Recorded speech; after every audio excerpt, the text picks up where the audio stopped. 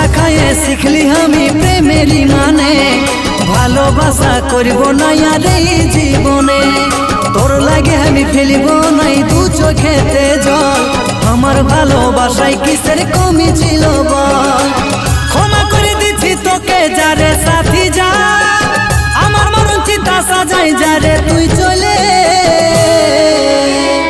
ভাবছি কি মরে যাব তুই ছাড়ে গেলে